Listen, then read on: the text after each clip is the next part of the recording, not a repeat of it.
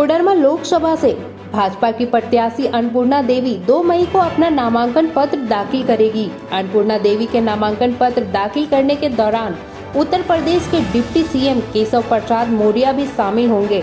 इसकी जानकारी शनिवार को भाजपा के प्रदेश उपाध्यक्ष कोडरमा लोकसभा के प्रभारी विकास प्रीतम ने प्रेस कॉन्फ्रेंस करके दी। उन्होंने कहा कि 2 मई को अन्नपूर्णा देवी और 3 मई को गांडे उपचुनाव के लिए दिलीप वर्मा पर्चा दाखिल करेंगे। उन्होंने इस दौरान गांडे से झामुमो की प्रत्याशी कल्पना सोरेन पर भी हमला बोला।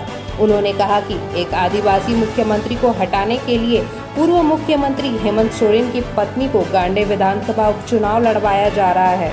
प्रेस कॉन्फ्रेंस में हम लोगों ने मुख्य मुद्दा ये रखा था कि गांडे का उपचुनाव होने वाला है और गांडे उपचुनाव के लिए झारखंड मुक्ति मोर्चा ने अपने प्रत्याशी की घोषणा भी कर दी है और उनका प्रत्याशी जो है वो पूर्व मुख्यमंत्री जी की पत्नी है।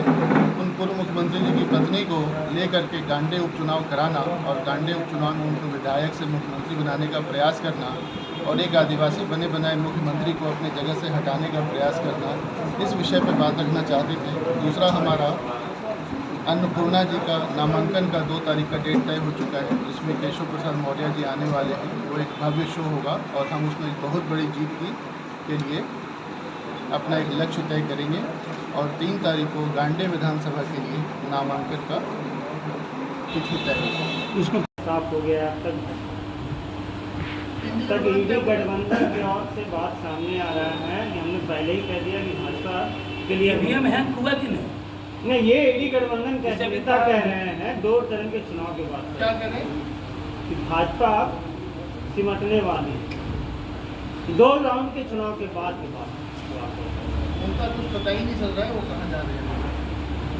ईडी गठबंधन वाले और क्या बोलेंगे, यही बात बोलेंगे ना। अभी बोल रही है आप यहाँ के इशू के बाद में कीजिएगा, जो नेशनल इशू है सिर्फ डिस्कस उस पर कीजिए। एक उदाहरण बताते हैं, यहाँ क्योंकि शिक्षा मंत्री रही 3 केंद्रीय विद्यालय की बात हुई, 2 विद्यालय यहाँ की जो सांसद है या मंत्री है शुरू भी नहीं करा पाए।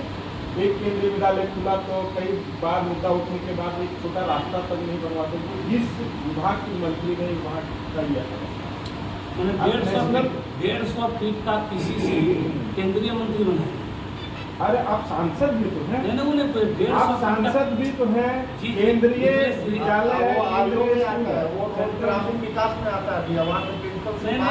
आप तर्क नहीं इतनी बताइए। मेरा प्रेस कॉन्फ्रेंस है, आपका सवाल करना जरूरी भी है, सवाल भी आप कर सकते हैं, आपका अधिकार।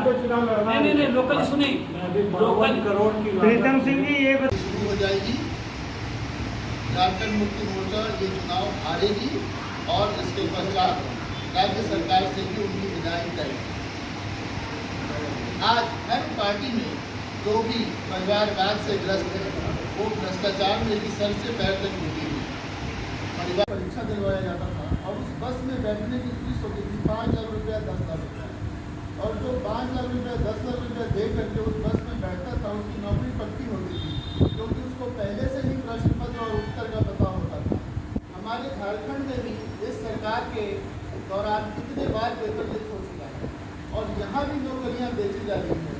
गरीब का बच्चा पढ़ता है, तैयारी करता है, नौकरी की उम्मीद में रहता है, लेकिन वो नौकरी पर लीक बेच दी जाती है, पेपर लीक हो जाता है। तो देश के बाकी लोगों के बच्चों के साथ ऐसा बर्ताव और अपने बच्चों के लिए सारी राजनीतिक विरासत उनको ट्रांसफर करने की जरूरत है।